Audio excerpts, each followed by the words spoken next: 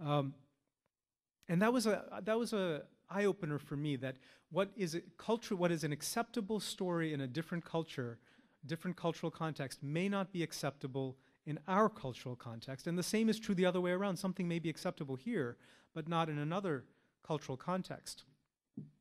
I've grown up with this cultural interplay my whole life. My parents came here in the late 60s, so growing up in the 70s, there weren't that many Indian families here yet. Now, I mean, you can go to any small town in the United States, and there's more likely than not an Indian restaurant. Back then, there wasn't any of this. The Indian community was still very new in the United States, and we were spread pretty thin. So, for me growing up, we didn't have a temple for much of the years that I was growing up. What we learned of our religion was at home. And there was this constant interplay of me growing up as a Hindu, and that too in a Jewish neighborhood. So I had to kind of go and figure out what my Jewish friends were doing. And that further on top of that, in a Christian country. And given that all I was encountering every day at school was Judaism, I had no idea what Christianity was about. So this whole needing to figure this out, needing to figure out what Hinduism was for me, what Judaism was for my friends, what Christianity was for this country, it's very much been this theme of spiritual exploration in my life, kind of learning and exploring, boldly kind of moving forward into territory that's unknown and figuring it out. It was very much kind of, I grew up with the whole Indiana Jones movie series, and it was very much like that, of kind of boldly exploring and trying to figure out what this stuff was like. It was in that spirit when I would go back to India as a youngster, and we went back about every year to 2 years. I soaked everything up. I wanted to learn as much as I could about my cultural roots, my religious roots, and I really paid attention to how worship was carried out there, the values that were held, how people interacted with one another. That too was part of this exploration for me of trying to understand what I came from, what my cultural and religious roots were. And it was on one of these trips where I was learning, observing, figuring out, that I was in a marketplace with my parents in New Delhi. I was about 12 years old or so. And my parents had gotten some steps ahead of me. I lagged behind. We had gotten out of a car. We were driven in a private car to this bazaar, this market, and they'd gotten a bit ahead. So I was lagging behind. And up came to me this woman. And she had in her arms a baby. And she held this baby out and said, "Please take him. Please take him." I'm 12 years old.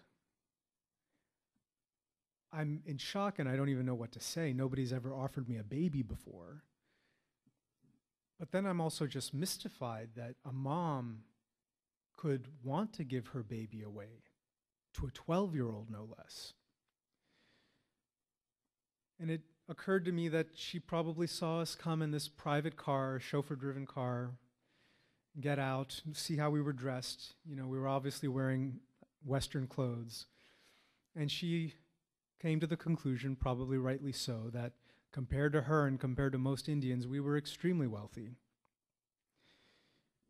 What better life for her kid when she's struggling to find food to survive day to day? What possible greater gift could she give to her son than to give her son away to a family where he would grow up in luxury and with comfort?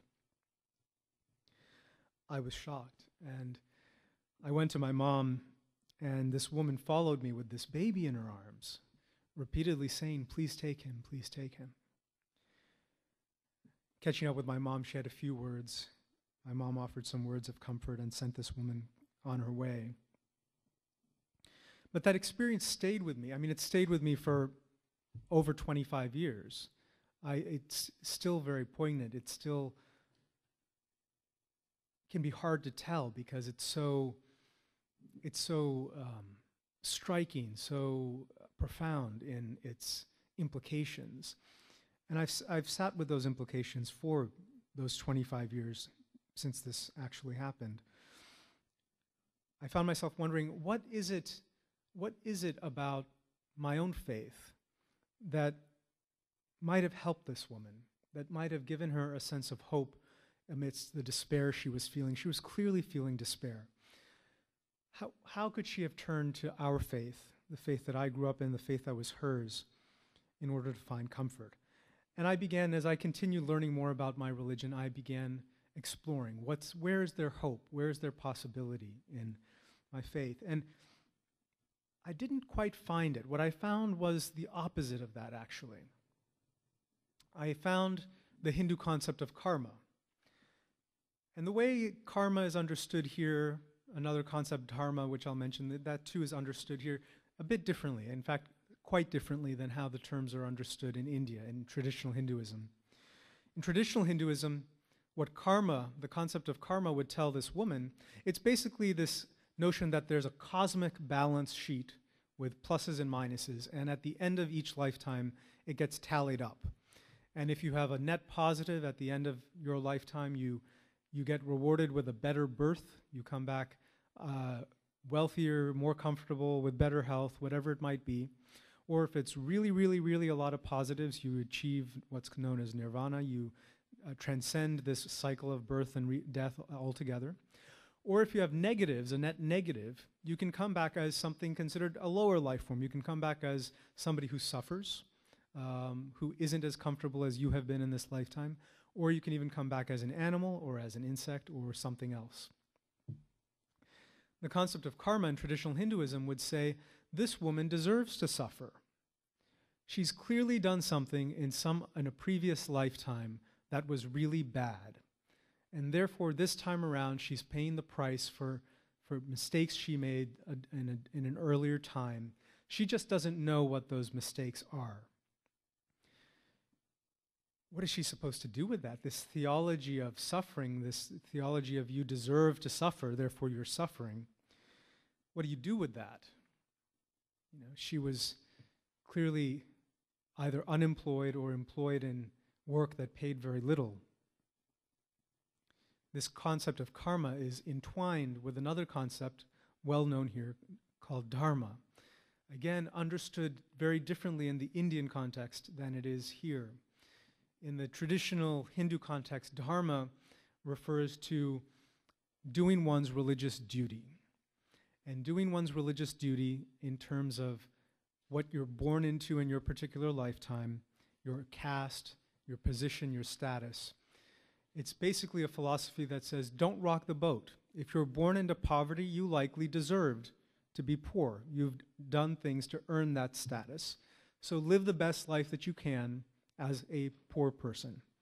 If you're born into wealth, well, obviously you did really great things in some previous lifetime to deserve that. So live the status that you've been given of a wealthier person.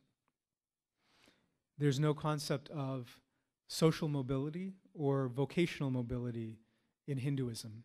You're born into a profession. If you're a carpenter, your dad was a carpenter, your great-granddad was a carpenter. If you're a street sweeper, your parents were street sweepers, your grandparents were street sweepers.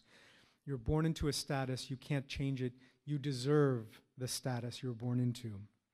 That's what this woman was dealing with. This woman who was handing a 12-year-old child her son was dealing with a religious system that told her that she deserved the situation that she was in and that she couldn't change it. And that, in fact, if she tried to change it, she was going against what her religion told her was right, the way that she was supposed to be living in order to be devout. This notion of traditionalism is not confined to Hinduism. Traditionalism in any religion, Christianity or any other faith, it's usually a version of religious belief that has as its core message, the message, don't rock the boat. The status quo is pretty darn good and we have the right message. Our message is right and that the status quo embodied in that message is the right status quo. This was a very hard message for me to accept growing up as a teenager and early 20-something.